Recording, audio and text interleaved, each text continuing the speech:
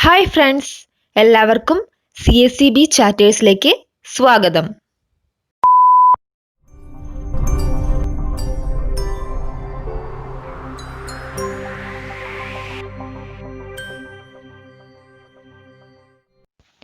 ഇന്ന് നമ്മൾ ജനറൽ കോർപ്പറേഷനിലെ കുറച്ച് ടോപ്പിക്കുകളാണ് എടുത്തിരിക്കുന്നത്. ഒരു വീഡിയോയിൽ എല്ലാം ഇൻക്ലൂഡ് ചെയ്യിക്കാൻ പറ്റില്ല, അതുകൊണ്ട് തന്നെ നമ്മൾ പാർട്ടായിട്ടായിരിക്കും വീഡിയോ ചെയ്യുന്നത്. ഇന്നത്തെ ടോപ്പിക്കുകൾ ഏതൊക്കെയാണെന്ന് നമുക്കൊന്ന് നോക്കാം.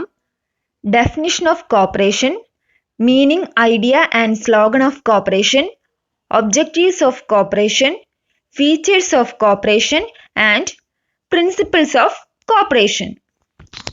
നമ്മുടെ ജനറൽ കോർപ്പറേഷൻ സബ്ജക്റ്റിലെ 2 പാർട്ട് കഴിഞ്ഞാൽ അടുത്തത് ഒരു മോക്ക് ടെസ്റ്റ് ആയിരിക്കും. 2 പാർട്ടിലും ഇൻക്ലൂഡ് ചെയ്തിരിക്കുന്ന ടോപ്പിക്കുകളിലെ ഇമ്പോർട്ടൻ്റ് ആയിട്ടുള്ള ക്വസ്റ്റ്യൻസ് വെച്ചായിരിക്കും ആ മോക്ക് ടെസ്റ്റ് നമ്മൾ അറേഞ്ച് ചെയ്യുക. അപ്പോൾ എല്ലാവരും അത് അറ്റൻഡ് ചെയ്യാനും ശ്രമിക്കുക. എല്ലാവരുടെയും സപ്പോർട്ട് ഉണ്ടെങ്കിൽ മാത്രമേ നമുക്ക് ഇനിയും വീഡിയോസ് അപ്ലോഡ് ചെയ്യാൻ പറ്റുള്ളൂ. അതുകൊണ്ട് വീഡിയോ ഇഷ്ടപ്പെട്ടാൽ എല്ലാവരും ലൈക്കും സബ്സ്ക്രൈബും ചെയ്യുക. അതിനോടൊപ്പം കോപ്പറേറ്റീവ് ഫീൽഡിൽ ഒരു ജോലി എന്ന ലക്ഷ്യത്തോടെ പ്രയത്നിക്കുന്ന നിങ്ങളുടെ കൂട്ടുകാർക്ക് ഈ വീഡിയോ ഷെയർ ചെയ്യുക. ആ ബെൽ ബട്ടൺ കൂടി ഇനേബിൾ ചെയ്തിട്ടാൽ ഞങ്ങൾ ഇടുന്ന എല്ലാ വീഡിയോസും അപ്പോൾ തന്നെ നിങ്ങൾക്ക് നോട്ടിഫിക്കേഷനായി ലഭിക്കുന്നതായിരിക്കും. നമ്മൾ ഇന്ന് നോക്കുന്നത് ജനറൽ കോർപ്പറേഷനിലെ കുറച്ച് ടോപ്പിക്കുകളാണ്.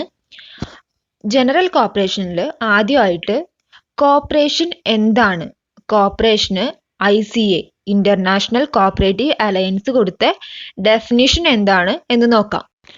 ഡെഫിനിഷൻ ഇങ്ങനെയാണ് പറയുന്നത്: A cooperative is an autonomous association of persons united voluntarily to meet their common economic, social and cultural needs and aspirations through jointly owned and democratically controlled enterprise. ഇനി അതിൻ്റെ മലയാളം ഒന്ന് നോക്കാം നമുക്ക്.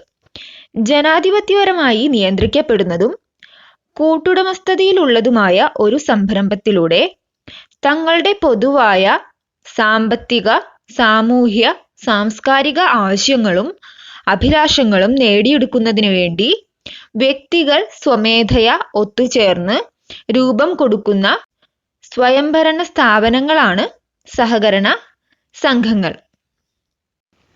നമുക്കറിയാം, ഒരു കോഓപ്പറേറ്റീവ് സൊസൈറ്റി എന്ന് പറയുമ്പോൾ ഒരു കൂട്ടം ആളുകൾ ചേർന്ന് അവരുടെ സാമൂഹ്യ, സാംസ്കാരിക, സാമ്പത്തികപരമായിട്ടുള്ള എല്ലാ ആവശ്യങ്ങളും അഭിലാഷങ്ങളും നേടിയെടുക്കുന്നതിന് വേണ്ടി രൂപീകരിച്ചിട്ടുള്ള ഒരു സംരംഭം.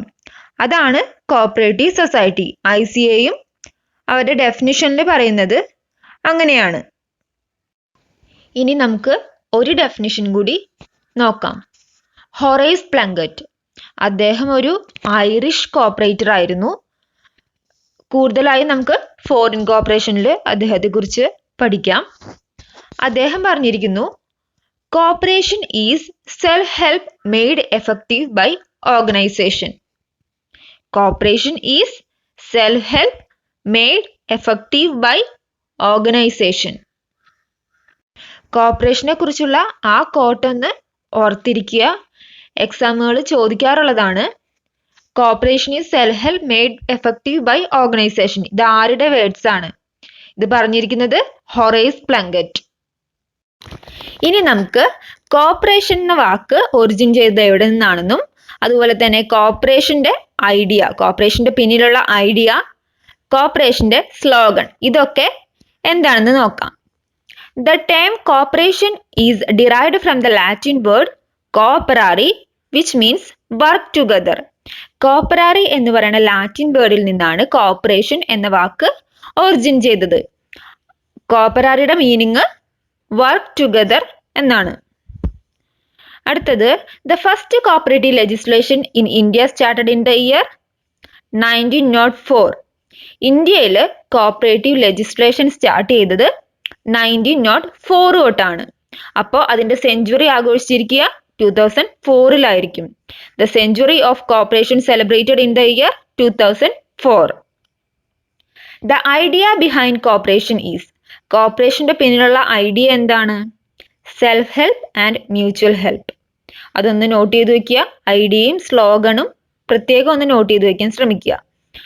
Idea, self help and mutual help, slogan each for all and all for each. അടുത്തത് ഒബ്ജക്റ്റീവ്സ് ഓഫ് കോർപ്പറേഷൻ. കോർപ്പറേഷന് 3 ടൈപ്പ് ഒബ്ജക്റ്റ് ആണ് ഉള്ളത്. First one social objective, next economic objective and last one moral objective. Social objective, economic objective and moral objective. അതിൽ social ഒബ്ജക്റ്റീവ്സിൽ വരുന്ന കാര്യങ്ങൾ ഏതൊക്കെയാ? Development of whole society, eliminate exploitation, develop self help, increase living strength. ഈ 4 കാര്യങ്ങളാണ് social ഒബ്ജക്റ്റീവ്സിൽ വരുന്നത്. ഏതൊക്കെയാ? Development of whole society, eliminate exploitation, develop self help, increase living strength. ഇനി എക്കണോമിക് ഒബ്ജക്റ്റീവ്സിൽ നോക്കിയാൽ increase income, abolish economic inequality, eliminate middle man from business, increase wealth of society. ഈ 4 കാര്യങ്ങളാണ് economic ഒബ്ജക്റ്റീവ്സിൽ വരുന്നത്. Increase income, abolish economic inequality, eliminate middle man from business, increase wealth of society. നമ്മൾ കോർപ്പറേഷന്റെ 2 ഒബ്ജക്റ്റീവ്സിനെ കുറിച്ച് പറഞ്ഞു, അതായത് സോഷ്യൽ ഒബ്ജക്റ്റീവും എക്കണോമിക് ഒബ്ജക്റ്റീവും.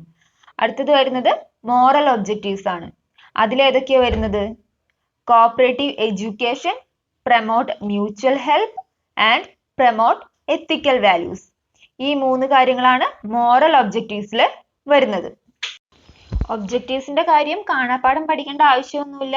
അത് എവിടെയെങ്കിലും കാണുകയാണെങ്കിൽ ഈ ഒരു ഒബ്ജക്റ്റീവ് ആണ്, അതായത് ഇപ്പൊ എക്കണോമിക് ആണെങ്കിൽ എക്കണോമിക്, മോറൽ ആണെങ്കിൽ മോറൽ, ഇതാണ് എന്ന് മനസ്സിലാക്കിയാൽ മതി. Features of corporation. ഇനി നമുക്ക് കോർപ്പറേഷന്റെ കുറച്ച് ഫീച്ചേഴ്സ് നോക്കാം. നമ്മൾ ഡെഫിനിഷൻ തുടങ്ങിയപ്പോൾ തന്നെ പറഞ്ഞായിരുന്നു, it is an association of person.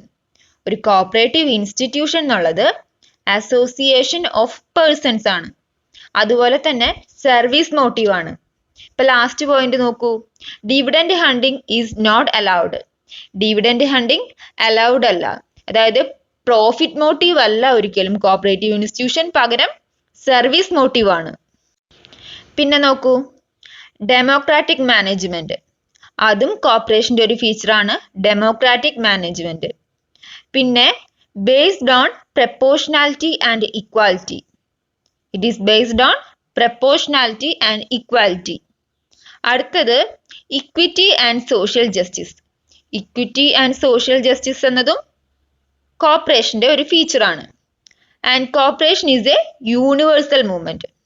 Corporation എന്ന് പറയുന്നത് യൂണിവേഴ്സൽ മൂവ്മെന്റ് ആണ്. അതുപോലെ തന്നെ കോഓപ്പറേറ്റീവ് സൊസൈറ്റിയിൽ പ്രോക്സി അലൗഡ് അല്ല. Proxy is not allowed.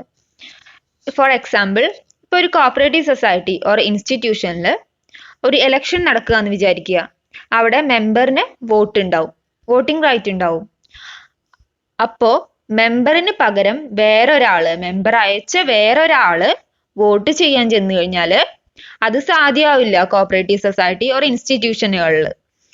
അവിടെ പ്രോക്സി ഒരിക്കലും, ആ അയച്ച ആളിനെയാണ് പ്രോക്സി എന്ന് പറയുന്നത്, അയാൾ ഒരിക്കലും അലൗഡ് അല്ല. മെമ്പറിന് വന്ന് മാത്രമേ വോട്ട് ചെയ്യാൻ പറ്റുള്ളൂ. അതൊരു ഇമ്പോർട്ടൻ്റ് ആയിട്ടുള്ള പോയിന്റ് ആണ് കോഓപ്പറേറ്റീവ് ഇൻസ്റ്റിറ്റ്യൂഷനെ സംബന്ധിച്ചിടത്തോളം. അതൊന്ന് ശ്രദ്ധിക്കുക. നമുക്ക് അടുത്തതായി പ്രിൻസിപ്പിൾസ് ഓഫ് കോർപ്പറേഷൻ, കോഓപ്പറേറ്റീവ് പ്രിൻസിപ്പിൾസിനെ കുറിച്ച് നോക്കാം. The term principle is originated from the Latin word principium, which means basis. Principium എന്ന് പറയുന്ന ലാറ്റിൻ വേർഡിൽ നിന്നാണ് പ്രിൻസിപ്പിൾ എന്ന വാക്ക് രൂപീകരിച്ചിട്ടുള്ളത്. അതിന്റെ അർത്ഥം എന്ന് പറയുന്നത് ബേസിസ് എന്നാണ്. കോഓപ്പറേറ്റീവ് പ്രിൻസിപ്പിൾസ് 4 സ്റ്റേജ് ആയിട്ടാണ് ഫോം ചെയ്തിരിക്കുന്നത്. അതിൽ ഫസ്റ്റ് സ്റ്റേജ് റോച്ച്ഡൈൽ പ്രിൻസിപ്പിൾസ്. 1844 റോച്ച്ഡൈൽ പ്രിൻസിപ്പിൾസ് വന്നത്. റോച്ച്ഡൈൽ പൈനിയേഴ്സ് എന്ന് പറയുന്നത് ഒരു കൂട്ടം വീവേഴ്സ് ആയിരുന്നു. അവർ രൂപകൽപ്പന ചെയ്ത സൊസൈറ്റിയാണ് Rochdale equitable pioneer cooperative society. It was considered to be the first successful society in the world. ഈ ലോകത്തെ തന്നെ ഫസ്റ്റ് സക്സസ്ഫുൾ സൊസൈറ്റി ആയിട്ട് കണക്കാക്കുന്നത് റോച്ച്ഡൈൽ ഇക്വിറ്റബിൾ പയനിയേഴ്സ് കോപ്പറേറ്റീവ് സൊസൈറ്റിയാണ്. റോച്ച്ഡൈൽ പയനിയേഴ്സ് ആണ് first form of cooperative principles നമുക്ക് contribute ചെയ്തത്. Principles ഏതൊക്കെയാണെന്ന് നമുക്ക് നോക്കാം.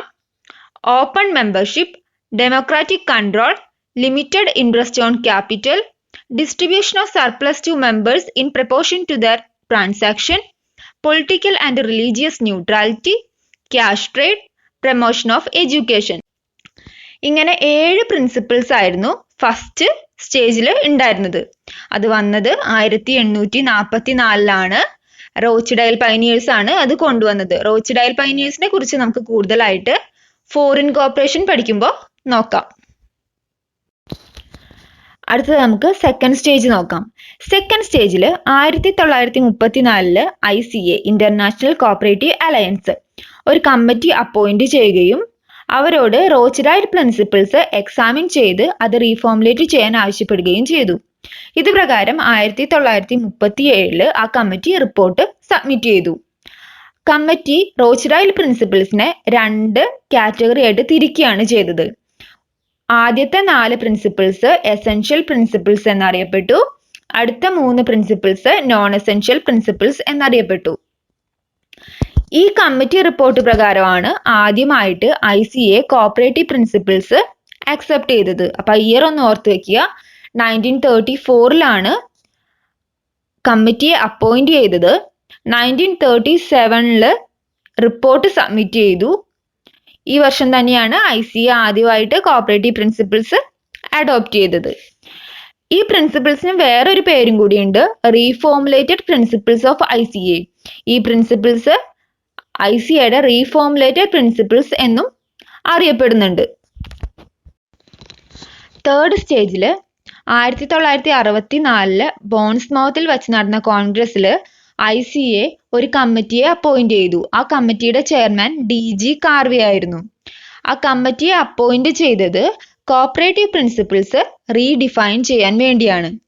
ഇത് പ്രകാരം DG കാർവേ ചെയർമാൻ ആയിട്ടുള്ള ആ കമ്മിറ്റി 1966 വിയന്ന കോൺഗ്രസ്സിൽ വെച്ച് അവരുടെ റിപ്പോർട്ട് സബ്മിറ്റ് ചെയ്തു. ആ ഇയർ ഒന്ന് ഓർത്ത് വെക്കുക. 1964 ബോൺസ്മൗത്തിൽ വെച്ചാണ് കോൺഗ്രസ് നടന്നത്.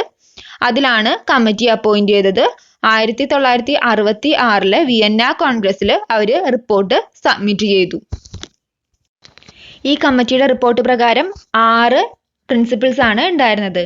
ചിലത് അവർ കമ്പൈൻ ചെയ്തു, ചിലത് ഒഴിവാക്കി, ചിലത് കൂട്ടിച്ചേർത്താണ് റിപ്പോർട്ട് സബ്മിറ്റ് ചെയ്തത്.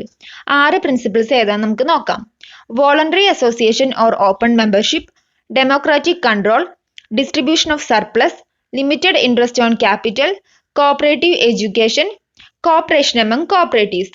ഇതിലെ 6ാമത്തെ principle cooperation among cooperatives is also known as Carver's principle or principle of growth. അതൊന്ന് നോട്ട് ചെയ്ത് വെക്കുക. Last principle cooperation among cooperatives, it is also known as Carver's principle or principle of growth. Fourth stage നോക്കാം. 1992 Tokyo കോൺഗ്രസ്സിൽ വെച്ച് 1966 cooperative പ്രിൻസിപ്പിൾസിനെ revise ചെയ്യാൻ തീരുമാനമുണ്ടായി. ഇത് പ്രകാരം ICA general assembly ഒരു കമ്മിറ്റിയെ നിയോഗിച്ചു. ഈ കമ്മിറ്റിയെ ഹെഡ് ചെയ്തിരുന്നത് പ്രൊഫസർ ഇവാൻ മാക്പേഴ്സൺ ആയിരുന്നു. ഈ കമ്മിറ്റി 1994 റിപ്പോർട്ട് സബ്മിറ്റ് ചെയ്തു.